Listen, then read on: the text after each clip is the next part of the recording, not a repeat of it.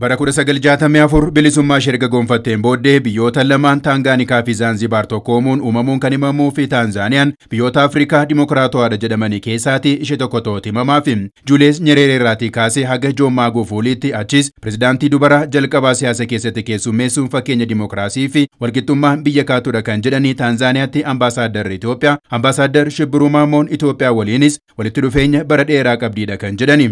Bara 1964 keessatti mootichi Haayile Sillaasee Taanzaaniyaa daawwatanii bara san keessatti dippiloomaasii guddaa waan jedhu Pan Afrikaan Musliimiin walitti hidhamanii walitti dhufeenya guddaatu tureedha. Sana ala biyyoonni lama immoo akkuma beekamutti independensii Afrikaaf akkasumas immoo Pan Afrikaaf gumaacha olaanaa akka qaban ni beekama.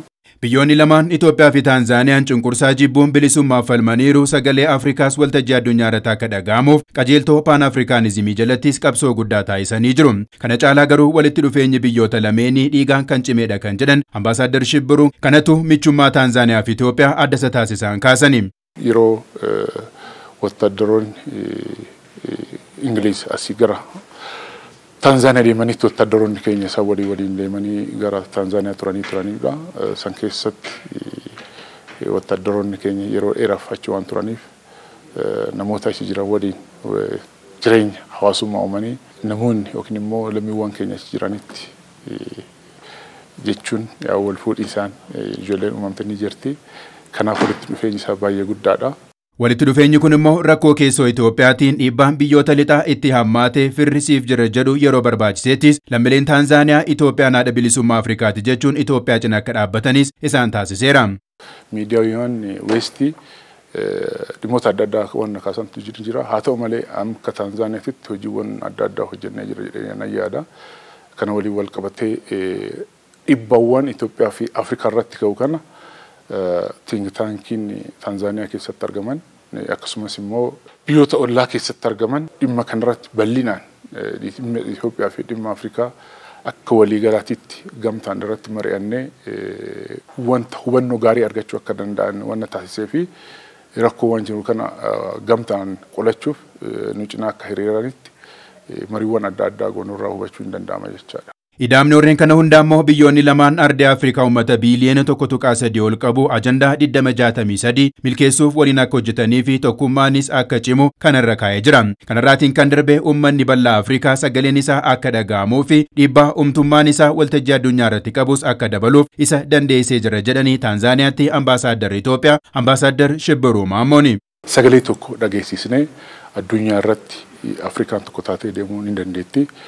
Kana keessatti akka beekamutti Itoophiyaan biyya guddoodha. Biyya nan kolonaayiz taatee biyya san bitamne. Kana waliin wal qabatee Afrikaan takka taatee deemuu akka dandeessutti waan ibsu hin jira.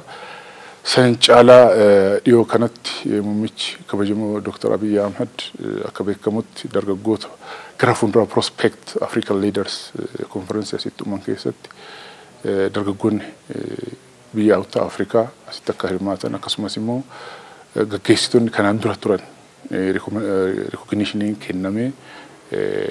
kennamuun isaa gara fuulduraaf hojii hojjennuu fi Afrikaan walitti dhuftee akka gamtooftuu fi ajandaa Afrikaa 2063 haalan raawwachuu akka dandeenyu waan nu qarqaarutu jira jechuun yaaduu nan danda'a.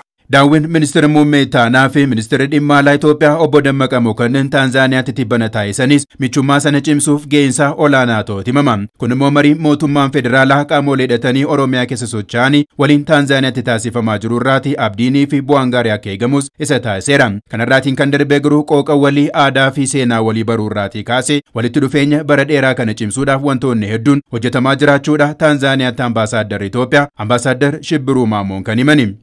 Miidiyaan keenya hojiiwwan biyya keessatti hojjetamu.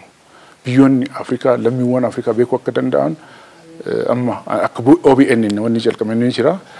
Caalmaan cimsanii informationii gahaa kennuun barbaachisaadha. Sana waliin wal qabatee leegasii amma muummicha keenyaan muummicha kabajamoo Dr. Abiy waliin leegasiin green leegasii kana waliin wal qabatee barattoonni achi jirtu. Waggaa waggaadhaan kana raawwachuu akka danda'an wanni hojjetamu ni jira jechaadha.